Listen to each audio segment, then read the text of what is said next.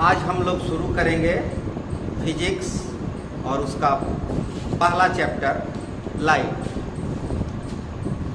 प्रकाश का परावर्तन। साथ में अपवर्तन भी है, लेकिन वो बाद में सीखेंगे। परावर्तन के बारे में पहले सीखेंगे। तो सबसे पहले हमें प्रकाश के बारे में समझना है। हम इस संसार में अपने चारों ओर अनेक प्रकार की वस्तुएं देखते हैं, लेकिन अंधकार में यदि चले जाते हैं तो क्या हमें कोई वस्तु दिखाई पड़ती है? नहीं दिखाई पड़ती।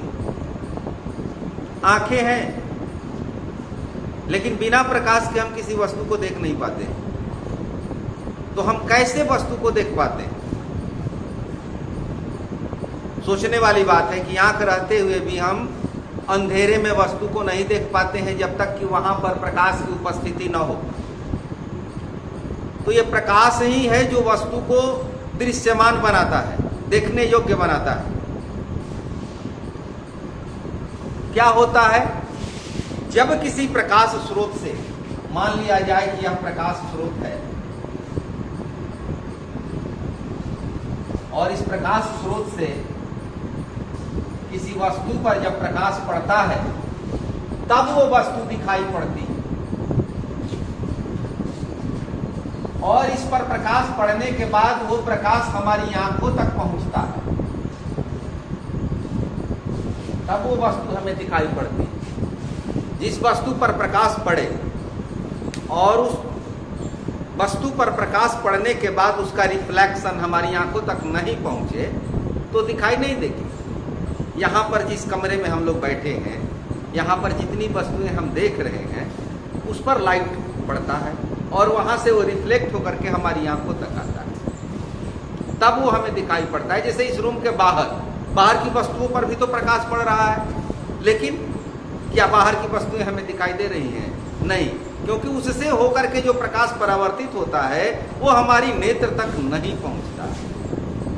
तो देखने के लिए सबसे अनिवार्य कंडीशन है कि किसी वस्तु पर प्रकाश पड़े और वह प्रकाश रिफ्लेक्ट होकर के, परावर्तित होकर के हमारी आंखों तक पहुंच जाए, तब वो वस्तु हमें दिखाई पड़ती है।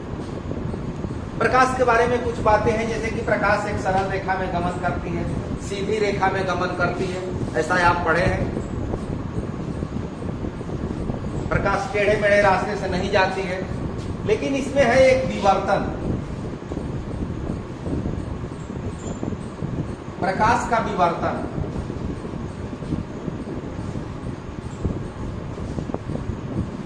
ये सिद्धांत कहता है कि यदि प्रकाश के मार्ग में, प्रकाश के गमन के रास्ते में यदि कोई छोटी सी अपारदर्शक वस्तु, अपारदर्शक समझते हैं, जिससे होकर के प्रकाश पार नहीं करता है, तो प्रकाश के मार्ग में यदि कोई छोटी सी अपारदर्शक वस्तु आ जाती है तो प्रकाश उसके किनारों से मुड़ने की प्रवृत्ति रखता है, यानी प्रकाश उसके किनारों से मुड़ करके आगे बढ़ जाता है, और इसे प्रकाश का विवर्तन कहा जाता है। तो ये छोटा सा टॉपिक आप याद रखेंगे, क्योंकि इस एनसीईआरटी बुक में यहाँ पर यह रेक्टेंगुलर बॉक्स में, आयताकार बॉक्स में लिखा हुआ है कि इसे भी जानिए। यदि प्रकाश के पथ में रखी अपारदर्शी वस्तु अत्यंत छोटी हो तो प्रकाश सरल रेखा में चलने के बजाय इसके किनारों पर मुड़ने की प्रवृत्ति दर्शाता है, और इस प्रभाव को प्रकाश का विवर्तन कहते हैं। तो ये याद रखिएगा कि प्रकाश का विवर्तन क्या है। इसके बाद अब हम देखेंगे परावर्तन के बारे में। तो परावर्तन कोई नया चीज नहीं है आपके लिए। परावर्तन के बारे में आप पहले पढ़ चुके हैं, क्लास 8 में पढ़े हैं।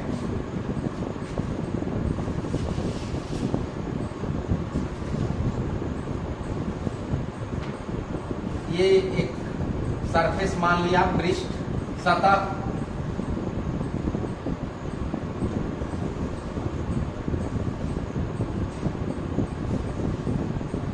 यहां से कोई प्रकाश की किरण यहां पर पड़ती है सरफेस पर, और यहां से ये रिफ्लेक्ट होती है, परावर्तित होती है,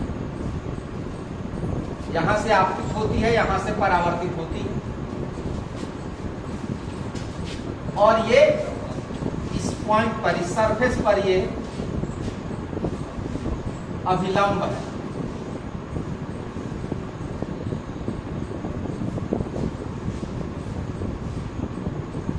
अब यहां पर एक शब्द और मैं आपको बता दूं, लंब, अभिलंब, दोनों में थोड़ा सा अंतर समझना होगा। यह भी कहा जा सकता था कि ON इस सरफेस पर, PQ सरफेस पर, सतह पर लंब है, लेकिन लंब नहीं कहेंगे। लंब जब भी होता है तो किसी रेखा पर होता है, और अभिलंब जब होता है तो किसी तल में होता है।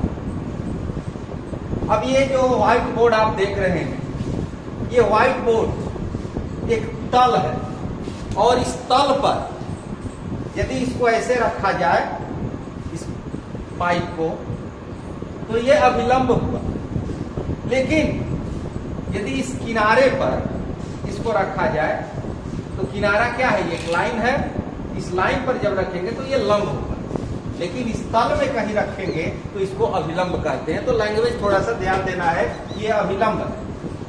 अभिलंब और लंब में यही थोड़ा अंतर है। ये है परावर्तक सतह।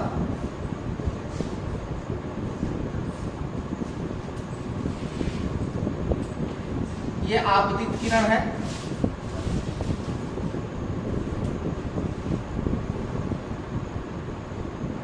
और ये रिफ्लेक्ट होती है तो इसको कहते हैं परावर्तित किरण।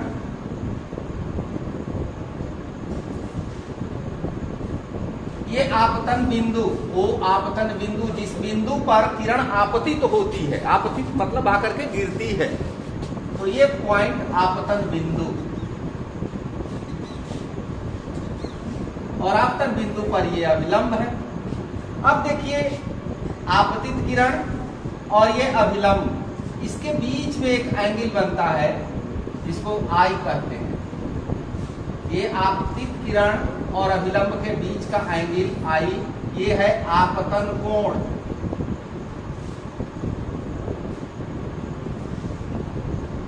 ठीक उसी तरह से परावर्तित किरण और अभिलंब के बीच का जो एंगल है ये आर, इसको कहते हैं परावर्तन कोण। चित्र में इन सारी बातों को आप समझ लिए। परावर्तक सतह, आपतित किरण, परावर्तित किरण, अभिलंब, आपतन बिंदु, आपतन कोण, परावर्तन कोण। इसी आधार पर परावर्तन के दो नियम हैं, और इन दोनों नियमों को आपको याद रखना है, क्योंकि ये नियम बोर्ड एग्जाम के लिए भी महत्वपूर्ण है। किसी भी एग्जाम के लिए तो इसके दो नियम होते हैं, प्रकाश के परावर्तन के नियम।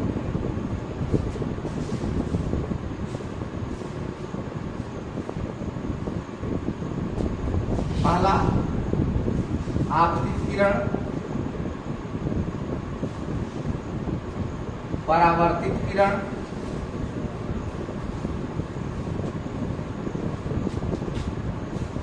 एवं आपतन बिंदु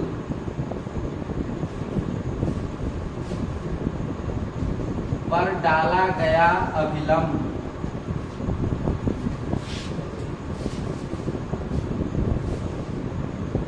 तीनों एक ही तल में होते हैं।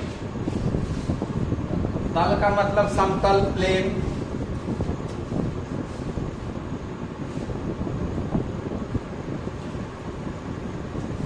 और दूसरा नियम कहता है आपतन कोण सदैव परावर्तन कोण के बराबर होता है।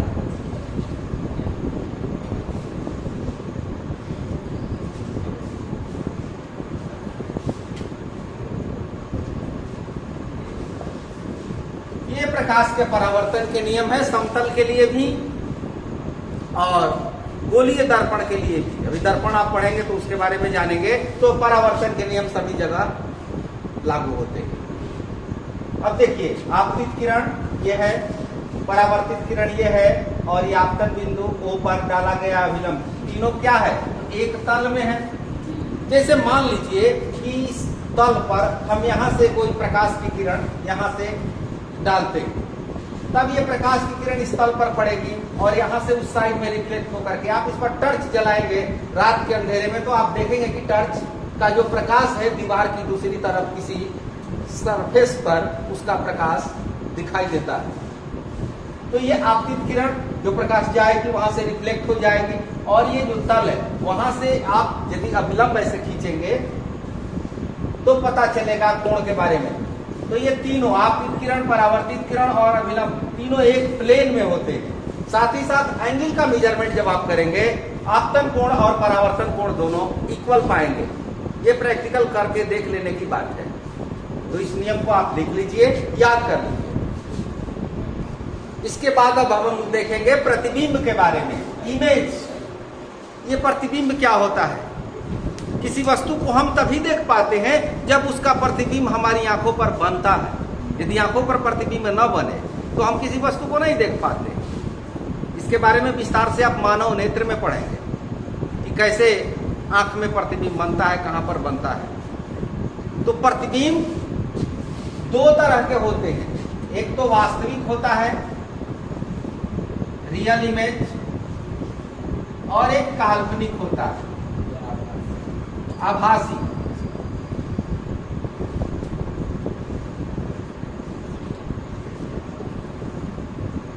इन दोनों के बारे में आपको जानना है, वास्तविक और काल्पनिक। उसके पहले हम ये देखें कि प्रतिबिंब क्या चीज है। तो जब किसी प्रकाश स्रोत से, जहां से कि प्रकाश निकलता हो, वस्तु पर, प्रकाश स्रोत से किसी वस्तु पर जब प्रकाश पड़ता है और वो प्रकाश हमारी आंख तक पहुंचता है, यानी उसका प्रतिबिंब हमारी आंखों तक पहुंचता है, तब हम उसको देख पाते हैं। और ये रिफ्लेक्ट होता है, प्रकाश स्रोत से प्रकाश निकल करके वस्तु पर, और वहां से ये रिफ्लेक्ट होता है, परावर्तित होता है। यानी किसी बिंदु स्रोत से जहां से कि प्रकाश निकलता हो, वहां से निकल करके प्रकाश की किरणें किसी बिंदु पर संसरित होती हैं या वहां से अपसरित होती हैं। संसरित और अपसरित को भी समझ लें। जैसे एक बिंदु पर इकट्ठा हो जाए, ये विद्यालय है और इस विद्यालय में सुबह के समय जब घंटी लगती है तो कई जगह से बच्चे आते हैं और आकर के यहाँ एकत्र हो जाते हैं, प्रेयर लाइन में खड़े हो जाते हैं। तो सब जगह से आकर के इकट्ठा हो जाना। जैसे मान लीजिए कि ये सेंटर यहाँ से भी आया, यहाँ से भी आया, यहाँ से भी आया, सब जगह से आकर के एक जगह। तो ये हुआ संसरित, कन्वर्स, एक बिंदु पर आकर के मिल जाना। और जब छुट्टी होती है तो क्या होता है? छुट्टी होती है तो इस विद्यालय से सभी बच्चे निकल करके अपने अपने घर बाहर जाने लगते हैं। तो ये होता है अपसरित, माने फैलना।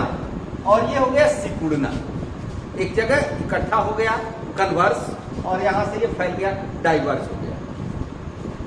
तो किसी बिंदु वस्तु से आ रही प्रकाश की किरणें परावर्तन के बाद या अपवर्तन के बाद, परावर्तन में भी होता है, अपवर्तन में भी होता है। तो परावर्तन या अपवर्तन के बाद जिस बिंदु पर संसरित होती हैं, यानी इकट्ठी होती हैं, या जिस बिंदु से अपसरित होती हुई प्रतीत होती हैं, फैलती हुई प्रतीत होती हैं। ये हुआ इकट्ठी हुई, ये हुआ फैलती हुई। तो किसी बिंदु वस्तु से प्रकाश की किरणें परावर्तन या अपवर्तन के बाद जिस बिंदु पर कन्वर्स होती है या जिस बिंदु से डाइवर्स होती है, वहीं पर प्रतिबिंब बनता है, वहीं पर इमेज तैयार होता है। उसी बिंदु को हम इमेज करते हैं। ये दो तरह का होता है, रियल होता है और इमेजिनरी होता है, यानी काल्पनिक, आभासी। रियल वास्तविक होता है। ये वास्तविक जब भी बनेगा तो उल्टा बनेगा। ध्यान देना, वास्तविक का हमेशा संबंध उल्टा से होता है। वास्तविक प्रतिबिंब हमेशा उल्टा बनता है। काल्पनिक बनेगा या आभासी बनेगा तो सीधा बनेगा। सबसे बड़ा अंतर है, आप अपने घर में दर्पण देखते हैं, मिरर, आईना देखते हैं, सब देखते हैं, मैं भी देखता हूं। आप अपना चेहरा कैसे देखते हैं? उसमें सीधा देखते हैं? सीधा देखते हैं तो वो कैसा प्रतिबिंब है? काल्पनिक है। आप उस प्रतिबिंब को छू सकते हैं, देखने में लगता है कि रियल है, वास्तविक है, लेकिन आप चाह करके भी उसे टच नहीं कर सकते। उसको पकड़ सकते हैं? नहीं पकड़ सकते, तो काल्पनिक है। वास्तविक प्रतिबिंब को छू सकते हैं, वास्तविक प्रतिबिंब को पर्दे पर उतार सकते हैं, लेकिन काल्पनिक प्रतिबिंब को पर्दे पर नहीं उतारा जा सकता है। यह भी एक अंतर है। वास्तविक प्रतिबिंब उल्टा होता है, काल्पनिक सीधा होता है। वास्तविक प्रतिबिंब को पर्दे पर उतार सकते हैं, काल्पनिक प्रतिबिंब को पर्दे पर नहीं उतार सकते हैं। और वास्तविक प्रतिबिंब जो होता है वो वास्तविक कटान से बनता है। वास्तविक कटान होता है, रियल में कटता है, और काल्पनिक प्रतिबिंब काल्पनिक कटान से बनता है। लगता है कि वहां पर जाकर के ये किरणें मिल रही हैं, आभास होता है। तो वास्तविक प्रतिबिंब वास्तविक कटान से और काल्पनिक प्रतिबिंब काल्पनिक कटान से। एक चीज और, आप अपना चेहरा जब देखते हैं मिरर में तो आप ये देखते हैं कि वो प्रतिबिंब दर्पण के पीछे बनता है, वो काल्पनिक है। तो वास्तविक प्रतिबिंब दर्पण के सामने बनता है और काल्पनिक प्रतिबिंब दर्पण के पीछे बनता है।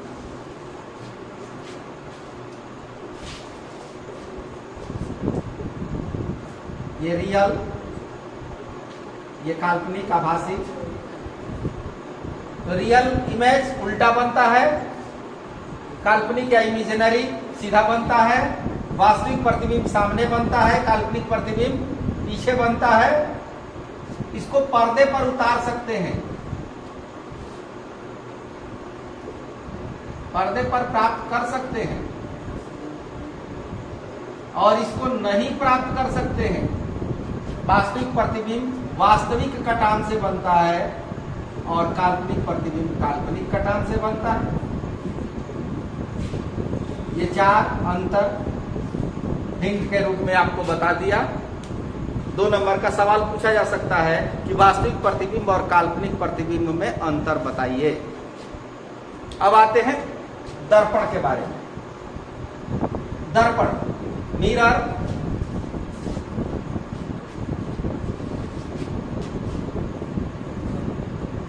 एक होता है समतल दर्पण और एक होता है गोलीय दर्पण। समतल दर्पण तो हर घर में आप देखते हैं, प्लेन,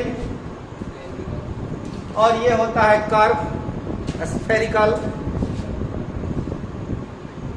तो गोलीय दर्पण 2 तरह का होता है, अवतल दर्पण और उत्तल दर्पण।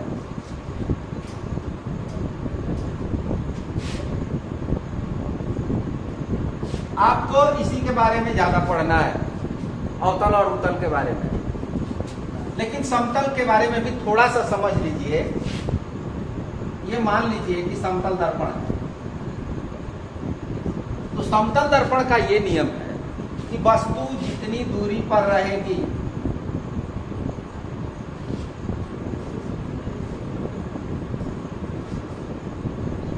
प्रतिबिंब उतनी ही दूरी पर पीछे बनेगा। दर्पण से वस्तु की दूरी और दर्पण से प्रतिबिंब की दूरी हमेशा इक्वल, बराबर होती है। यदि वस्तु में कुछ ऊंचाई है तो प्रतिबिंब में भी उतनी ही ऊंचाई होगी। वस्तु यदि ऊंचा है, कुछ उसमें हाइट है, तो प्रतिबिंब भी उतना ही ऊंचा होगा। साथ ही साथ उसमें परिवर्तन जो होता है वो पार्श्व परिवर्तन होता है। पार्श्व परिवर्तन का अर्थ हुआ कि यदि हम अपना दाहिना हाथ हिलाते हैं तो उसमें बायां हाथ हिलता हुआ दिखाई देता है, बायां हाथ हिलाते हैं तो दाहिना हाथ, यानी बायां दाया के रूप में और दाया बाया के रूप में। पार्श्व, साइड, ये साइड का चेंजिंग हो जाता है, बगल बदल जाता है, यानी दाया बाया में बाया दाया हो जाता है। दूरी हमेशा बराबर होती है, ऊंचाई हमेशा बराबर होती है, और ये पीछे बनता है। इसको यदि आप चाहे कि पर्दे पर उतारे तो नहीं उतार सकते। तो ये समतल दर्पण। अब गोलीय दर्पण के बारे में देखिए।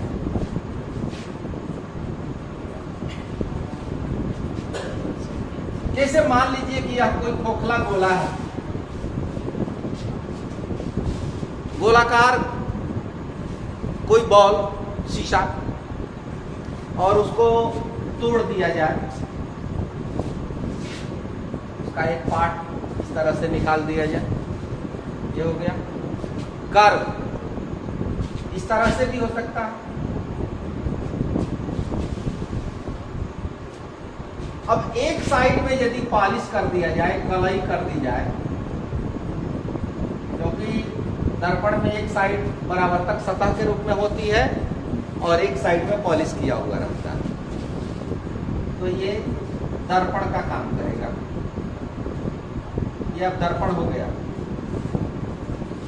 एक बाहर से पॉलिश है और एक अंदर से पॉलिश है। इसका जो ये परावर्तक सतह है ये अंदर की ओर धंसा हुआ है, इसका तल है नीचे की ओर धंसा हुआ है, तो ये अवतल है, इसका तल धंसा है। और इसका जो तल है ये उठा हुआ है, परावर्तक सतह उठा हुआ है, तो इसलिए ये उत्तल। उत्तल ही समझना, इसको उत्तल मत समझ लीजिएगा। ऐसे इसका तल बाहर की ओर उभरा हुआ रहता है। अंग्रेजी में इसको कन्वेक्स कहते हैं और इसको कनकेव कहते हैं। केव का मतलब गुफा, वो गुफा अंदर की ओर होती है और वेक्स उभरा हुआ भाग होता है। तो ये बनावट के आधार पर इसके नाम है। अवतल दर्पण, इसका तल अंदर की ओर धंसा रहता है, बाहरी भाग में पॉलिश रहता है, और उत्तल का बाहरी भाग परावर्तक सतह उभरा रहता है और आंतरिक भाग पर पॉलिश रहता है। तो ये बनावट के आधार पर नाम है। अब इसमें गुण के आधार पर भी नामकरण होता है। ये प्रकाश की किरणों को अभिसरित करता है,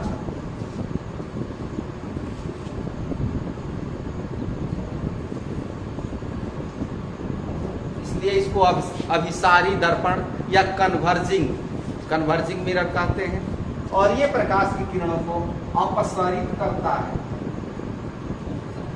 अपसारी दर्पण। ठीक है।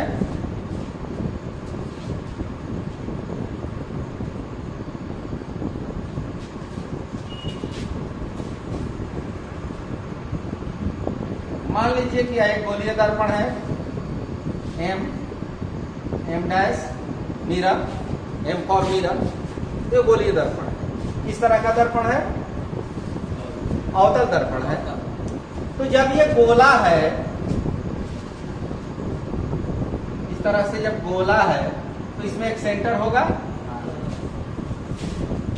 सेंटर से कोई लाइन यदि खींचेंगे तो वो रेडियस,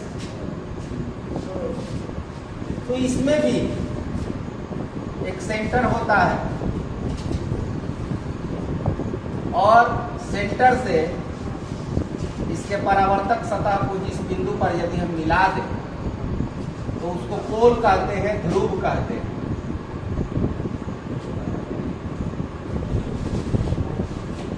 और ये सी सेंटर, वक्रता केंद्र, सेंटर ऑफ कर्वेचर। और ये जो लाइन खींचा गया है, सेंटर ऑफ कर्वेचर और पोल को मिलाने वाला लाइन है, इसको कहते हैं प्रधान अक्ष या मुख्य अक्ष, प्रिंसिपल एक्सिस, सीपी आगे भी जा सकता है। और C से P की जो दूरी होती है इसको रेडियस है ये वक्रता त्रिज्या।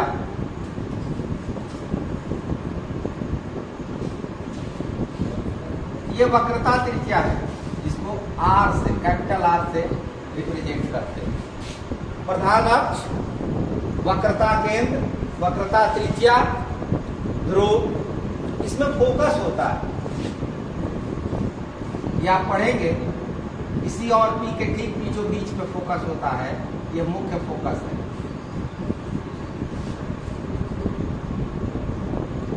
ठीक इसी तरह की बनावट उत्तल दर्पण में भी होती है, उसमें भी वक्रता केंद्र,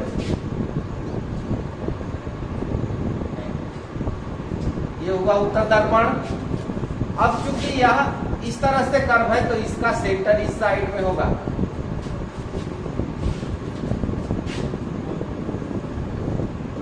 ये हुआ सेंटर, ये हुआ पोल।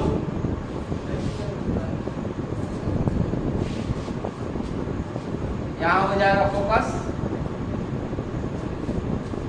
तो ये जो डिस्टेंस है ये R हुआ, वक्रता त्रिज्या। अब देखिए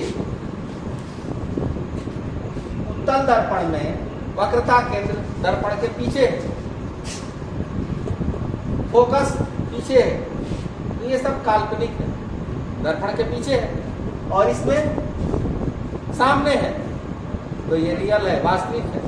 तो उत्तल दर्पण की जो वक्रता केंद्र है, रेडियस है, ये सब फोकस है, ये सब रियल होता है और अवतल दर्पण में काल्पनिक होता है। एक चीज और यहां पर आप देख ले, दर्पण का द्वारक, ये दर्पण का द्वारक दर्पण की चौड़ाई को कहते हैं। ये यहां से यहां तक ये चौड़ाई, इसमें ये होता है, तो ये दर्पण का द्वारक है।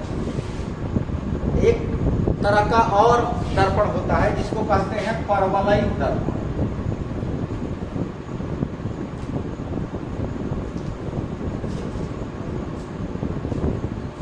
इसके बारे में इतना नहीं पढ़ना है।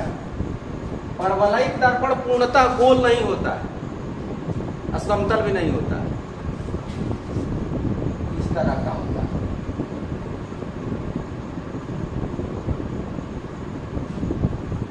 गोल भी नहीं है, समतल भी नहीं है, इस तरह का दर्पण परवलयिक दर्पण। इसका उपयोग आप देखेंगे कहां पर होता है।